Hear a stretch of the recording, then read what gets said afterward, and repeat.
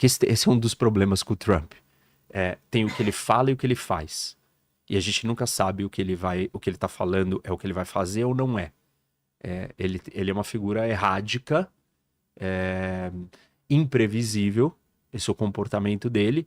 Ele acha que isso é estratégico, por vezes, e outras vezes eu entendo que ele se comporta assim porque ele só não sabe e ele vai mudando de ideia no meio do caminho.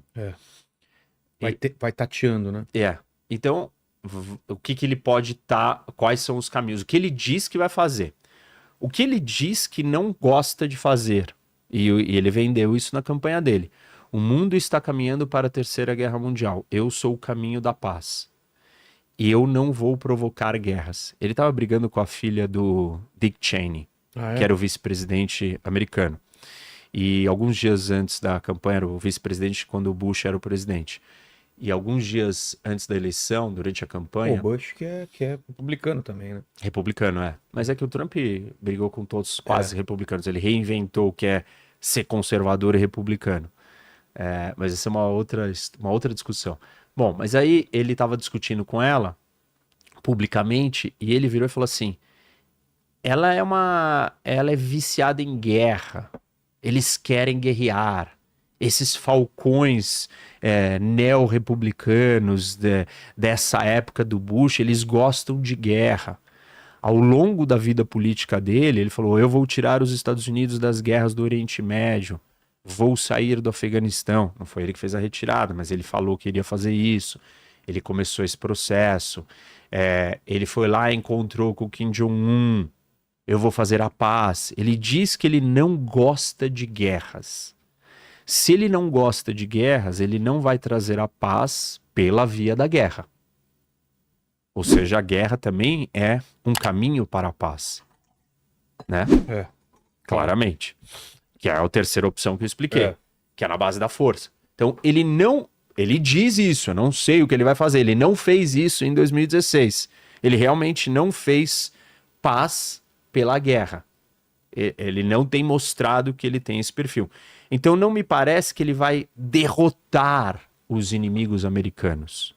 A Rússia ou... Isso, o Irã. Com força. Isso não quer dizer que numa situação de instabilidade muito maior e de muito mais agressividade ou assertividade por parte do eixo das ditaduras, que eu chamo que são 5 países ditatoriais revisionistas que querem mudar a ordem internacional, que é Rússia, China, Irã, Coreia do Norte e Venezuela.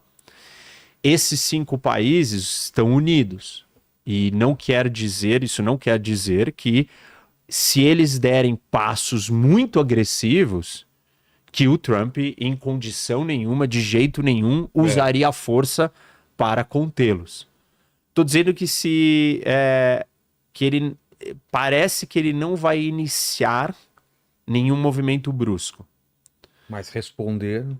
Responder, sim, dependendo do que eles fizerem. Imagino que ele não é uma figura também que vai, se os caras se tornarem, né, se esses países... não me parece um cara...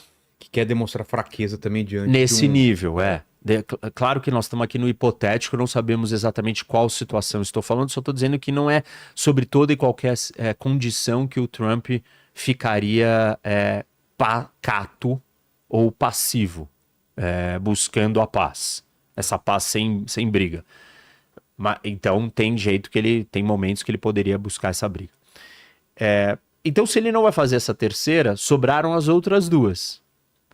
Que a primeira é a do meio, que é a gente negociar e trocar.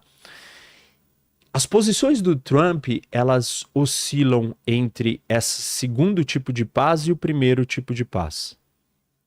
O primeiro tipo de paz é você dar tudo pro outro, porque você não tem vontade de lutar. Você não quer, você não tem estômago, você não acha que é produtivo. Então, dou pro outro. E o segundo é a negociação. Tá. A gente tem que olhar para cada região do mundo para responder para isso e entender o que ele diz que pode fazer. Vamos começar pela Ucrânia.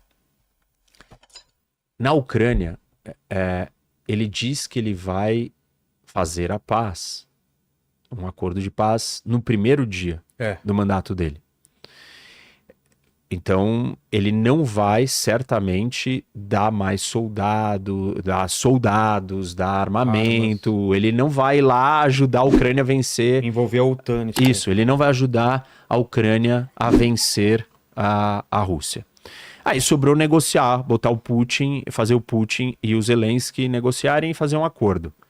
Ou ele simplesmente virar e dar para o Putin o que ele quer, que é a Ucrânia. Ele exigir que a Ucrânia aceite tudo, dá os territórios aí e se rende, acabou. E perdeu a Ucrânia. Eu não acho que ele vai chegar nesse ponto de tipo, entregue a Ucrânia inteira pro Putin. Acho que ele vai ficar oscilando entre dar mais do que o Putin quer e menos do que o Zelensky quer. Que seria o quê? O Putin ficar com todos os territórios que hoje ele está conquistando, o Zelensky devolver o território que ele tem da Rússia. Em troca disso, também ele daria, por isso que essa opção tá mais para o primeiro tipo de paz do que para o segundo, porque ele daria também para o Putin o fato da Ucrânia não entrar na OTAN. Essa posição, por que ela é entreguista? Porque você está dando o que o Putin quer. Aí você fala assim, não, mas dar o que o Putin quer, nós vamos trazer a paz. A gente volta para o começo da nossa conversa. Que paz você quer dar? E aí a gente discute as consequências de cada uma dessas paz, que esse é o ponto importante. Tá passando, né? Exato. Por quê? Porque o mundo não acaba no final do mandato do Trump. Exato. O mundo continua no dia seguinte. E, então vamos manter o Trump lá. Não Nem importa. Não pode e não importa. Por que não importa? Porque o mundo ele tem a sua dinâmica de andamento independente de quem é o presidente americano. O presidente americano não tem poder absoluto para ditar tudo que vai acontecer no planeta. Ele não tem essa capacidade de controlar todos os eventos do mundo. Então as coisas vão acontecendo no mundo e o tabuleiro vai mudando. O tabuleiro mudou de 2001 para 2010, mudou de 2010 para 2014, 2014 para 22 mudou de novo, e de 22 para 24 e para 25 mudou muito mais. E não mudou só porque tem o presidente americano X ou Y. Mudou porque o Putin tem vida própria. Porque o Xi Jinping tem vida própria. Tem interesses próprios. E isso, porque o Kim Jong-un tem vida própria. Porque os ayatollahs no Irã têm vida própria. Eles fazem o que eles querem também. Eles não deixam de fazer tudo só porque existe presidente americano. Tem pressão externa, tem pressão interna, tem oportunidade, tem avanço. Por exemplo, o Irã pode a qualquer momento conquistar uma bomba atômica. E quando o Irã conquistar uma bomba atômica, ele vai mudar, ele vai mudar o comportamento dele em relação ao mundo, independente se o presidente americano é o Trump, o Biden, a Kamala ou o Bernie Sanders. Pô, entendeu? O cara vai continuar sendo o Irã, ele vai continuar sendo um ayatollah fanático, suicida, fundamentalista, religioso, em posse de uma bomba atômica. O Kim Jong-un passou por vários presidentes americanos. A família Dinastia 1, que em termos de família e dinastia, e eu tive a oportunidade de mediar, entrevistar e conversar com o Simon Montefiore, que é um historiador britânico que esteve aqui no Brasil, e eu fui o intermediador, o mediador e tal, eu entrevistei ele. E aí eu perguntei, né, e ele falou que de todas as dinastias e famílias da história do mundo, a família... e esse é o livro novo dele que chama O Mundo, a história do mundo contada pela perspectiva das famílias. A dinastia mais poderosa da história da humanidade é a do Kim Jong-un, da família 1. Por quê? É a única dinastia que conseguiu alcançar a arma atômica, a arma mais poderosa do mundo, que é uma bomba atômica. Então, o projeto da dinastia na Coreia, dessa dinastia na Coreia do Norte, ele está em andamento independente das eleições americanas. Nenhum presidente americano, democrata e republicano, conseguiu impedir que o Kim Jong-un tivesse a bomba atômica. nenhum presidente americano até então, incluindo o Trump, conseguiu evitar com garantia, com total segurança, que o Irã não tivesse, o Irã tivesse acabado com seu programa nuclear. Não conseguiu. Por quê? O Trump esteve no poder quando o Irã tinha um programa nuclear. O que o Trump fez? Ele fez alguma coisa em relação ao programa nuclear iraniano? Ele fez uma coisa acertada, porém pequena. Ele saiu do acordo nuclear com o Irã. Tá. Ele abandonou o acordo nuclear. E tudo bem, abandonou o acordo nuclear, tá certo, fez bem. O acordo nuclear era ruim, quem fez o acordo foi o Obama. O acordo não resolveria o problema do programa nuclear iraniano. Mas sair do acordo é desfazer uma coisa mal feita e fazer a coisa bem feita que resolveria o problema em definitivo. Foi feita? Não. O que é a coisa bem feita que resolve o problema em definitivo? Destruir o programa nuclear iraniano. Que o Israel tá sempre de olho, né? Sempre de olho e nunca fez. Por que não fez?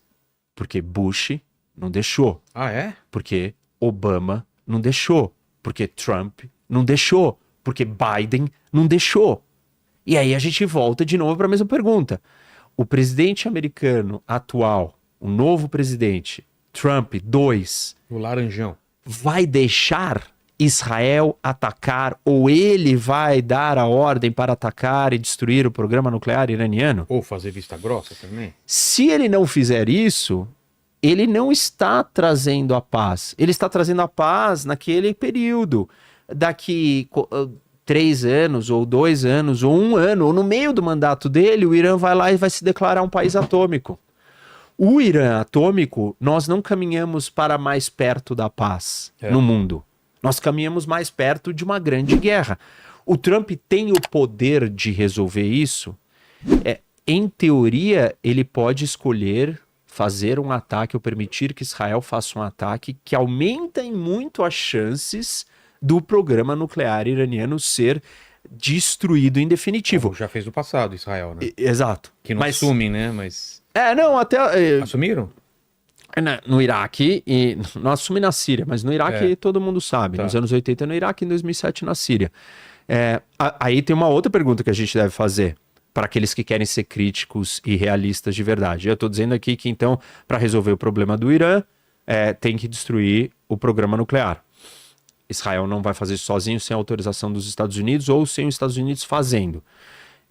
De bombardear o programa nuclear iraniano é certeza que vai resolver o problema? Não, não é. Porque o ataque pode não ser bem sucedido a ponto de destruir tudo por completo e o Irã acelerar, então, o seu desenvolvimento da bomba atômica e acabar tendo a bomba de qualquer jeito. Sei.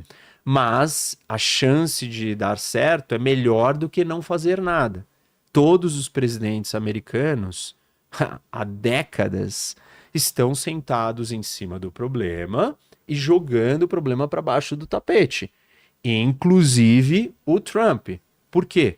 Porque ele não autorizou, não fez, iniciou um bombardeio contra as instalações nucleares iranianas. Ele não fez isso. Se você virar e falar para os iranianos, para o regime dos iatolás iranianos, o que você quer para abandonar o seu programa nuclear? Não existe nada que você ofereça para eles no mundo que fará com que eles abandonem esse projeto. Só tem um jeito de você fazer eles abandonarem esse projeto.